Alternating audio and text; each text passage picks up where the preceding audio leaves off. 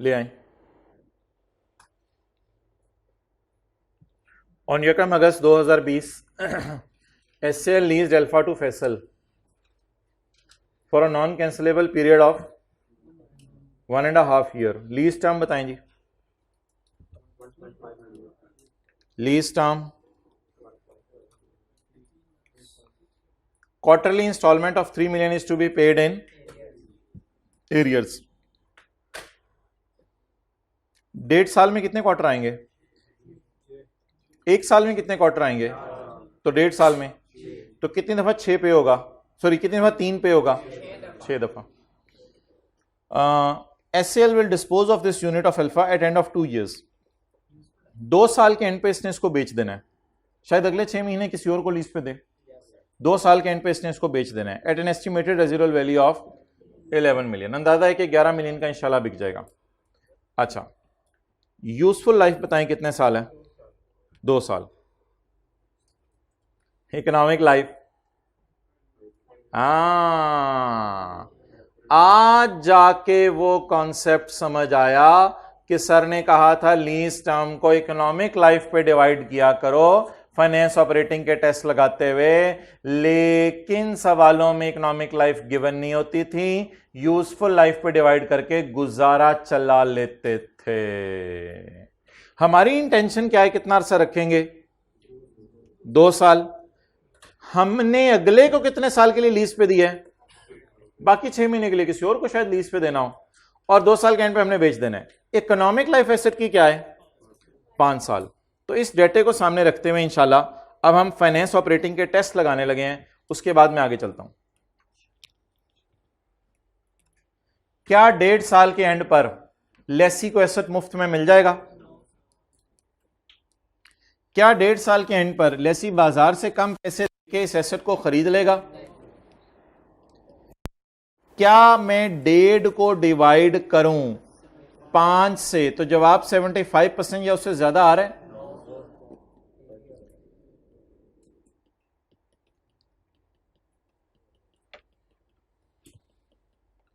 क्या मैं एलपी को डिवाइड करूं फेयर वैल्यू से?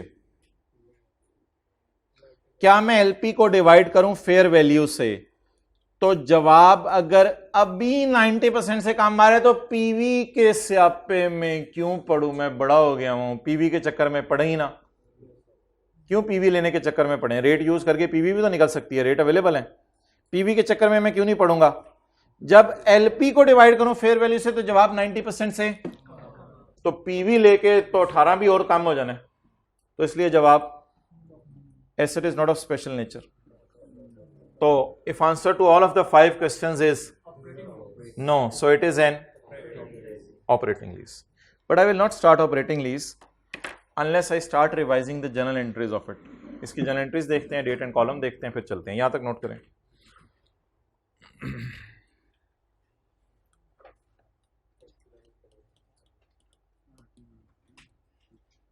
ऑपरेटिंग लीज,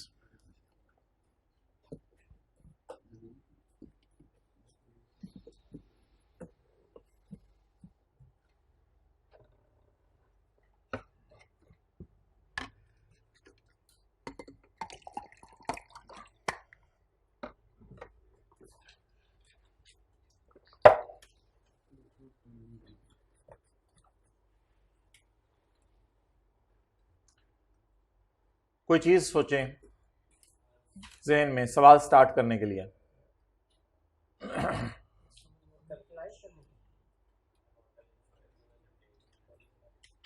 हाथ खड़ा करके कोई एंट्री बोलें। 1 मिनट उसको बोलने दो आप।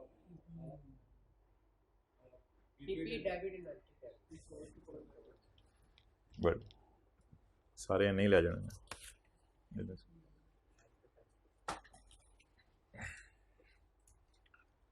एक ना हमने सवाल किया था पास पेपर का क्वेश्चन 6, अल्लाह करे 10, अल्लाह करे इसी के पास वो डायग्राम बनी हो।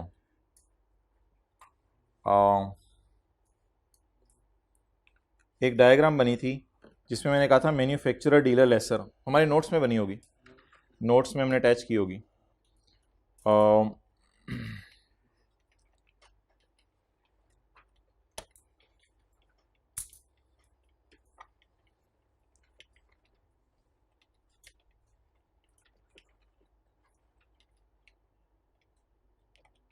ये वैसे 21 लिखे हम तो शायद ढूंढा चाहिए, कंट्रोल होम, कंट्रोल एफ, हमारे वाला 21 ढूंढ लेगा ये।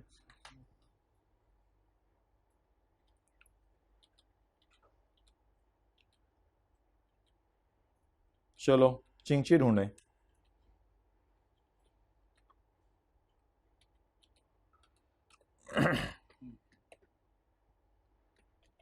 चिंची ढूंढे।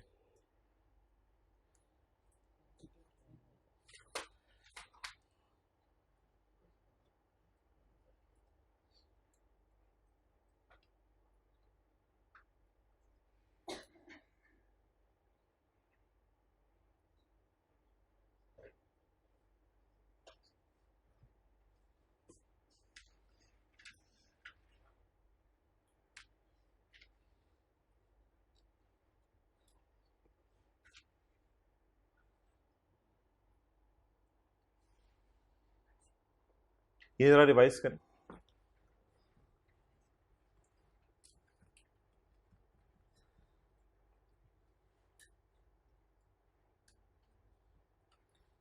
चलें एक जहन में लाएं, डीलर लेसर। डीलर लेसर क्या करेगा?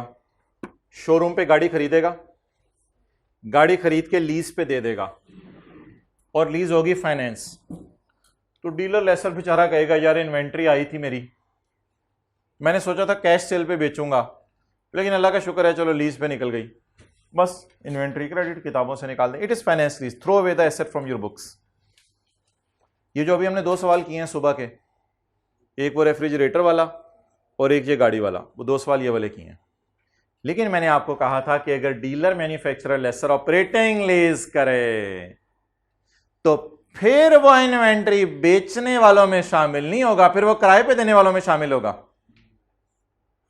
फिर मैंने कहा था, हमने 2 सवाल किए थे, मशीन ए और machine B. Machine B operating lease थी, पास पेपर के क्वेश्चन 10 में मशीन ए फाइनेंस लीज थी। मैंने कहा था जब आप मशीन खरीदेंगे आप इन्वेंट्री में डालेंगे, गाड़ी खरीदें डीलर इन्वेंट्री में डालो, और जब वो गाड़ी लीज पे दे दो तो इसे शिफ्ट कर दो पीपीई में। क्यों? लॉजिक आज के बाद याद रखें। Why why why? Because now I have held it for rental, I have not held it for disposal. मैं डिस्पोज नहीं कर रहा इसको, मैं वो 5 में से कुछ साल डेढ़ के लिए किराए पे दे रहा हूं। तो उसके बाद मैंने आपको कहा था फिर आया कमाया की एंट्रीज कर लें और डेप्रिसिएशन की एंट्रीज कर लें। तो ये है जी। और मुझे लीज की समरी भी खुलवाने की जरूरत नहीं, 2 कॉलम बना देते हैं, डेट और इंस्टॉलमेंट्स, और सवाल जो है वो शुरू कर लेते हैं ताकि ये भी जरा रिवाइज हो जाए। चलें जी, ये एंट्रीज हैं। और इसमें एक बात बताई थी बार बार, कॉस्ट लेनी है, कॉस्ट, फेयर वैल्यू इग्नोर करनी है। वाई? मैंने बाजार से मशीन कितने की, सॉरी मैंने बाजार से गाड़ी कितने की खरीदी? 26 की, 30 की। अगर बेचता तो कितने की बेचता? 30 की। अब तो मैंने 26 वाली चीज लेके किराए पे दे दी, इसलिए डेप्रिशिएट कुछ बच्चे गलती से फेयर वैल्यू करते हैं। ना भाई, ट्राई टू अंडरस्टैंड। मैं फेयर वैल्यू भाड़ में जाए, मैंने चीज 26 की खरीदी है और वो आगे किराए पे दे दी है। इस सवाल में 21 की थी और इस सवाल में कितने की है? 26 की। तो आप बता दें कॉलम कौन से डालूं? डेट और इंस्टॉल, और साथ हम जनरल एंट्रीज भी कर देते हैं।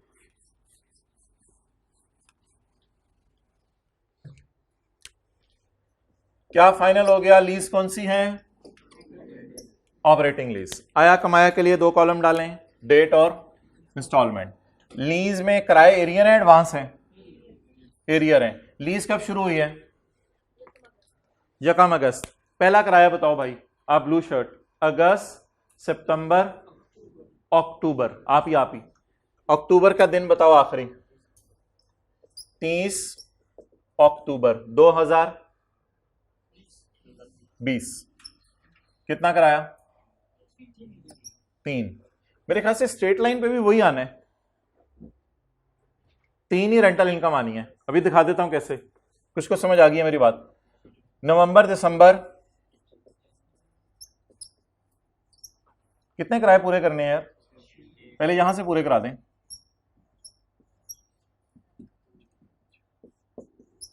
6 किराए हैं ना, डेट्स लिखवा दें, लिख लेंगे खुद घर जाके। छोड़े परे, अगला साल शुरू हो जाना है ना, हमने क्या करना है। तो किराए कितने पूरे हो गए? 6। अब आप मुझे बताएं कमाया, ये तो था आया, कमाया बताएं, कमाया 18 divided by 6। How many quarters are there in 1.5 साल? Divided by 6। But I will call this 30 as the rental income per 6 month या पर 3 मंथ्स? पर 3 मंथ्स, 3 महीने की ये इनकम है। वो बराबर कैसे आ गई इस 3 के?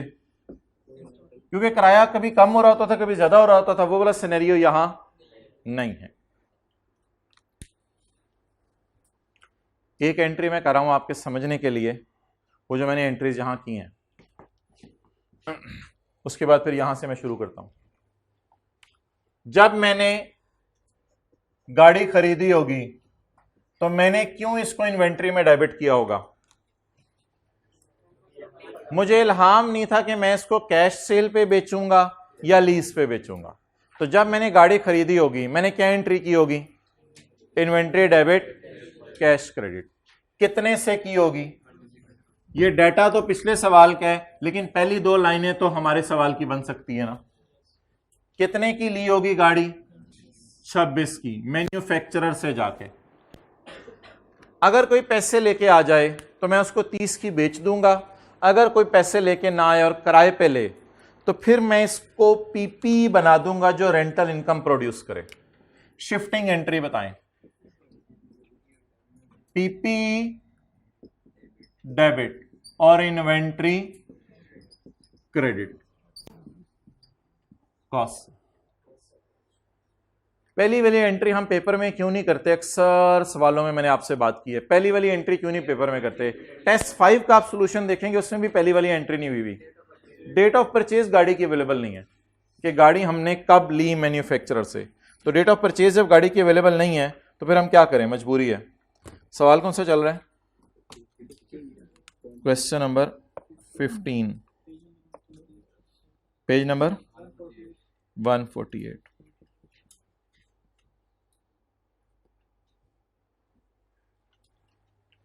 ओके, अब आप मुझे बताएं आईडीसी की एंट्री किसी को याद हो? आईडीसी की एंट्री छोड़ो ना यार, आप ऐसे परेशान ना होया करो। अब समरी खोल लिया करो।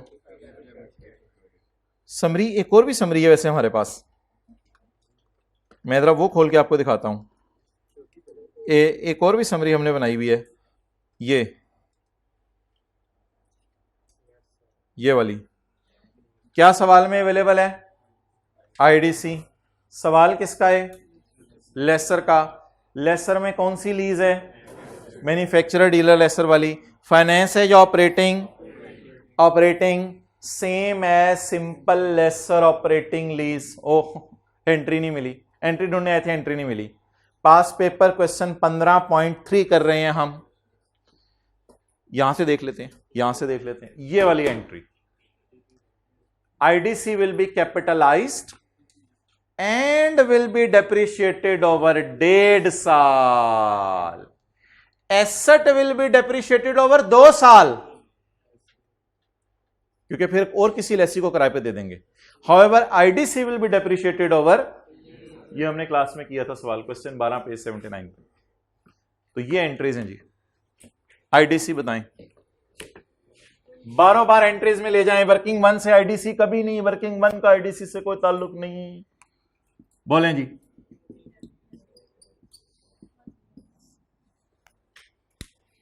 अब आप बताएं,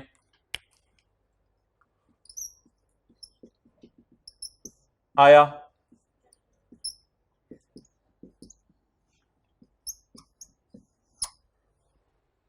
कैश डेबिट डेटर क्रेडिट, और अगली entry debtor debit cell credit. वो तो मुझे पता है रेंट रिसीवेबल, आपको बेसिक थीम बता रहा हूं। Cash debit debtor credit, debtor debit cell credit. 30 अक्टूबर को कमाया,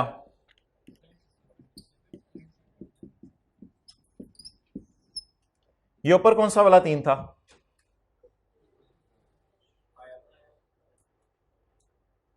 नीचे कौन सा वाला 3 था? कमाया। तो you have everything with you, just you have to work hard कि जब सवाल होने लगे ना ये चीजें खोल लिया करें। 4 सफ़े वो वाले जो किताब के अंदर हैं और ये जो 5 सफ़े आपको नए दिए हैं, ये बस सफ़े अगर आपने खोल के रखे हुए हैं तो चीज़ें इंशाल्लाह बस आपने फॉर्मेट्स में डालनी है एक तरह की। अच्छा जी, आगे आगे। यार ये तो गड़बड़ हो गई, सिर्फ 3 महीने की इनकम आपने रिकॉर्ड की है, अब अगला कराया तो अगले साल आ रहे हैं, क्या करें? एसेट लीज पे दिया हमने 1 अगस्त को और आपने इनकम रिकॉर्ड की है 3 महीने की, कुछ करें? इस 3 को पकड़ें, ये 3 कितने महीने का किराया है? मुझे कितने महीने का किराया चाहिए? आप 2 का और चाहिए जो मैंने इनकम में डालना है। वो महीना कौन कौन सा? अक्टूबर तक तो फारिग हो चुकी है इनकम, नवंबर दिसंबर। पकड़े 3 को, डिवाइडेड बाय 3 मंथ, 3 मंथ की है ना, multiplied by 2 month. Entry rent receivable debit, अब कमाया की एंट्री कर सकते हैं और क्या करें? कितने से? 2 से।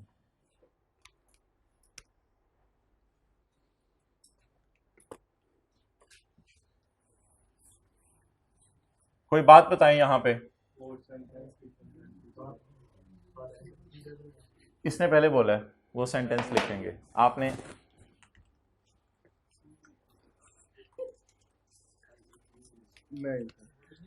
यार अब क्या करें यार, अब मैं क्या करूं यार, चलिए ले। अच्छा, वो सेंटेंस लिखेंगे फॉर रेंट रिसीवेबल एंड, अच्छा वैसे आप सारे मिल के करें ना तो सवाल पूरा हो जाया करे, मुझे लगता है सबको थोड़ी थोड़ी चीजें पता होती हैं। For rent receivable and unearned rental I am using the word, ये जरूर लिख के आना है। डेप्शन निकाल दें, डेप्शन निकाल दें, 10 रुपए है मेरी जेब में। 3.4, पता नहीं, अब मैं चेक करता हूं, पहले से चेक कर। डेप्रिसिएशन निकाल लें।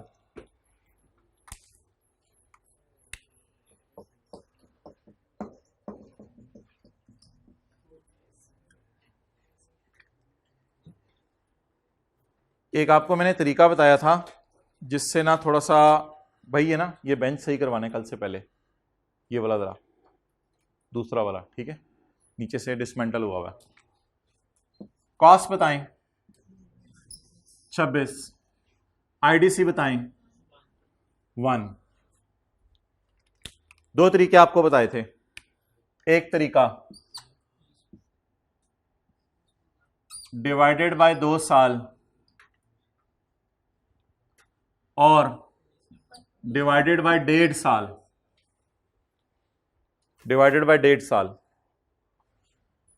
मल्टीप्लाइड बाय अगस्त सितंबर अक्टूबर नवंबर दिसंबर, 5/12। एक और तरीका बताएं,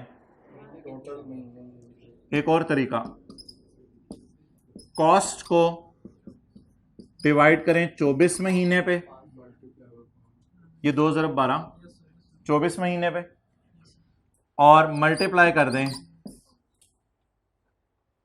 24 में से 5 महीने ऐसे डेप्रिशिएट हो गया, और एक को बताएं 1.5 साल में कितने महीने? किसी बच्चे को बुला दो यार, उनसे पूछ लेता हूं मैं, 1.5 साल में कितने महीने? 18। जरब, देखिए दोनों तरीके से जवाब करके था, जरा देख लें तसल्ली हो जाए, दोनों तरीके से सेम आ रहा है। डिनोमिनेटर में नंबर ऑफ ईयर्स भी ले सकते हैं और डिनोमिनेटर में नंबर ऑफ मंथ्स भी ले सकते हैं।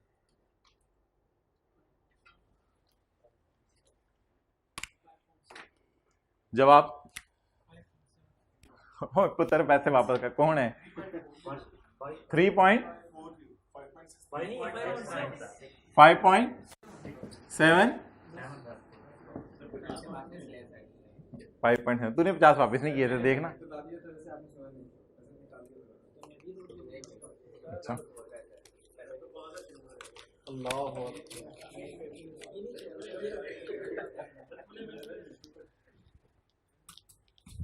चलिए नोट करें जी, क्या बोलो?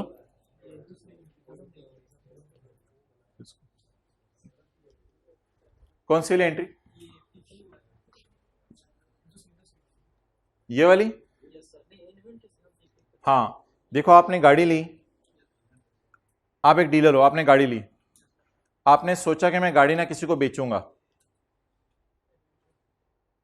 बाद में किसी ने कहा खान छोड़ यार, गाड़ी तू मुझे बेचेगा क्या, छोड़ परे, किराए पे दे दे। आपने कहा बिक तो पहले नहीं रही मेरी, चल ठीक है किराए पे ले ले। अब जो चीज किराया प्रोड्यूस करके दे रही हो, IS 16 है किसी के पास? IS 16, ये जरा कैफ 7 ढूंढे, Kaif 7 part A. Part A किधर है? Part A. IS 16 किधर है?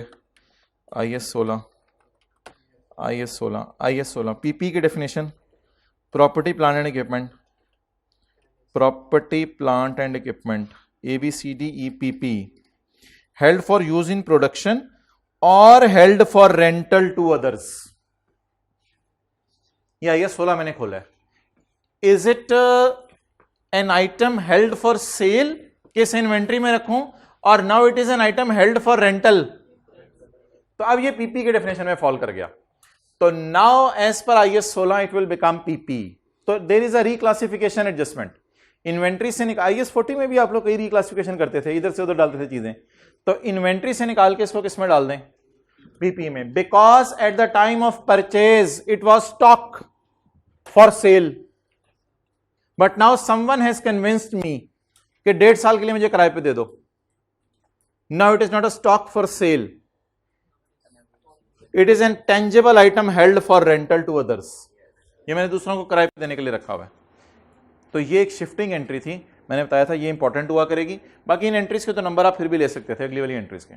और आईडीसी को किस पे डिवाइड करना है बोले? लीस्ट टर्म के ऊपर। हाँ, ओ हाँ, रेजिडुअल वैल्यू नहीं माइनस करेंगे यार। कौन कौन बोला है? Well done well done. Residual value नहीं माइनस करें। रेजिडुअल वैल्यू कितनी थी? रिकॉर्डिंग ऐसी चली जानी थी। 26 माइनस 11, अब कितनी निकली है? 3.4। रेजिडुअल वैल्यू कितनी गिवन थी भाइयों? 11 गिवन थी रेजिडुअल वैल्यू। अच्छा, अब एक सवाल ना, आप एथिक्स में सवाल लेता हूं आपका, मैं जरा रिकॉर्डिंग क्लोज कर दूं। एक सवाल आपने एथिक्स में पढ़ के आना है, जिसको इंशाल्लाह फिर कल हम डिस्कस करेंगे, और इसका सोल्यूशन भी पढ़ के आना है। इसका सोल्यूशन भी पढ़ के आना है। मैं पूरे सवाल को नहीं पढ़ा, बस एक बात आपको शो कर रहा हूं। CFO wants to show higher profits। भाई ये फिर कोई गड़बड़ है। पास पेपर क्वेश्चन 5, CFO क्या चाहता है? wants to show, CFO चाहता है हायर प्रॉफिट शो कर दो, और उसने सबऑर्डिनेट को कह भी दिया कि कर दो, देखी जाएगी। तो ये जरा ट्राई कीजिएगा। फंडामेंटल प्रिंसिपल भी लिख के आने हैं और इसमें थ्रेट भी लिख के आने हैं। ठीक है जी, अल्लाह हाफिज़। अल्लाह करे कल नॉर्मल तरीके से क्लास हो। चलें जी, ओके।